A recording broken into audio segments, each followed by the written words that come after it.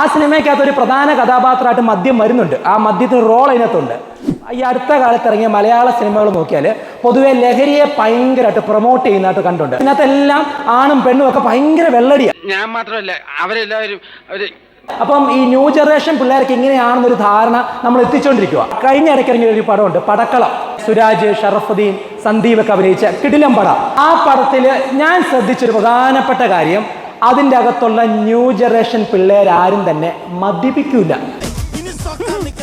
മാത്രമല്ല, ആ സിനിമയ്ക്കകത്ത് ഒരു പ്രധാന കഥാപാത്രമായിട്ട് മദ്യം വരുന്നുണ്ട്. ആ മദ്യത്തിന് റോൾ അതിനകത്തുണ്ട്. ബിവറേജിൽ പോയിട്ട് ആ പയ്യൻ, ചേട്ടാ ഒരു മദ്യേ, ചേട്ടാ ഒരു കുപ്പി മദ്യം. മദ്യം മദ്യോ മോനെ, ബ്രാൻഡ് പറ മോനെ. അടിച്ചാൽ തല കിറങ്ങുന്ന സാധനമല്ലേ അതുവാ എന്നാ പറയുന്നേ. എന്നിട്ട് ആ സീൻ നിങ്ങൾ ശ്രദ്ധിച്ചാൽ മനസ്സിലാകും, അതിൻ്റെ അകത്തെ മദ്യക്കുപ്പി ഒരിക്കൽ പോലും ഓപ്പൺ ആയിട്ട് ഡിസ്പ്ലേ ചെയ്യുന്നില്ല. ഒരു ബ്രൗൺ പേപ്പർ വെച്ച് പൊതിഞ്ഞ ആ കുപ്പി കംപ്ലീറ്റ് സ്ഥലത്ത് കാണിക്കുന്നത്. ആ പിള്ളേരാരും മദ്യപാനികളായിട്ട് കാണിക്കുന്നുമില്ല. നമ്മൾ ഈ കുറ്റം പറയുമ്പോഴും കുറവ് പറയുമ്പോഴും സിനിമയൊക്കെ പ്രശ്നമാണെന്ന് പറയുമ്പോഴും ഇതുപോലെ നന്മകൾ കൊണ്ടുവരുന്നുണ്ടെങ്കിൽ ആ നന്മകൾ കൂടെ എടുത്തു പറയാൻ നമ്മളൊന്ന് മുമ്പോട്ട് വരണം.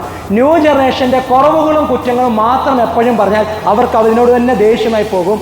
അവരുടെ നന്മകൾ ആദ്യം എടുത്ത് പറഞ്ഞതിന് ശേഷം തിരുത്താനുള്ള കാര്യങ്ങൾ പറഞ്ഞാൽ തിരുത്താൻ അവർക്കൊരു താല്പര്യമുണ്ടാകും. അല്ലെങ്കിൽ അവർക്ക് നമ്മളോട് ശത്രുത തോന്നും എന്നുള്ള കാര്യം ശ്രദ്ധിച്ചു. പടക്കളം ഒരു പടക്കളം